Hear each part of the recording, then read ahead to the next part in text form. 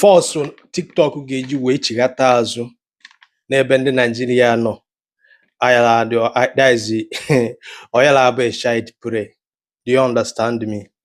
Ịma na akwụpụ na ndị Naijiria n'ime life, especially ife dịka 11 p.m. and 5 a.m. maka na mpịtị na-ekwe na live stream ndị be anyị. Do you understand me? Nke mụnwa na-afụ. Do you understand? Ị ga-apụta na TikTok n'abalị ifu ebe nwatakịrị, ifu nwoke na-eme anọ na this stream room, asị anya ya jide arịa na-aba aka nya fịa ya aka ugboro 10 ọ ugboro 20. Ịghọtago? Ịbata na live stream anụ nwee na-afụ 2,000 people watching, 1,000 something people watching, a na-gift. Ifu nwa agbọghọ bịara dis asị anya na azụ o tinye aka n'ihe o ji wee bụrụ nwaanyị na-afịa aka. Some of them ga-abụ family ife ọnọkata TikTok ebuchuo the person na-eme the thing. Now for some of unu aghọtara the reason why eji wee kwụpụ Nigeria. The major reason eji wee kwụpụ Nigeria bụ because of gịnị?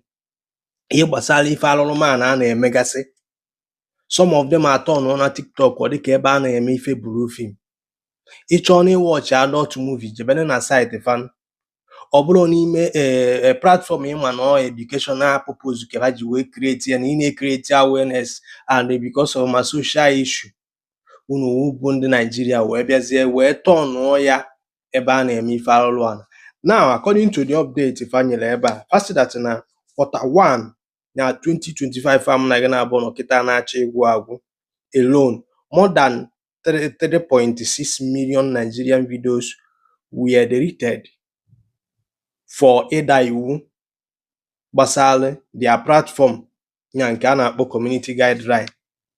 You got to go 42,000 live rooms abound na this year alone, and 48,000 stream room interrupted.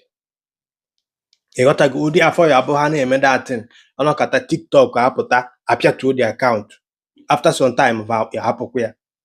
You got to go ifu that na ndị be anyị baziri na TikTok na-eme ọtọ nọ ifu force ha eji wee chigata azụ na nke ikpeazụ a because of us na ha chọrọ ime investigation. Ọ bụrụ that na onwe ka isi emegheri na account go jekwe delete some videos because the force ha ga-eji wee chigata a lot of account ha ga-apịatu ya. You got to na ife anagwa ọ bụ na ị na-epost ma ife ebe ya na-agba egbe ma ọ bụ ebe ife na-eme mmadụ ma ọ bụ ụmụ ife ahụ na atigara na TikTok, go and delete it maka a ga-apịaka account gị.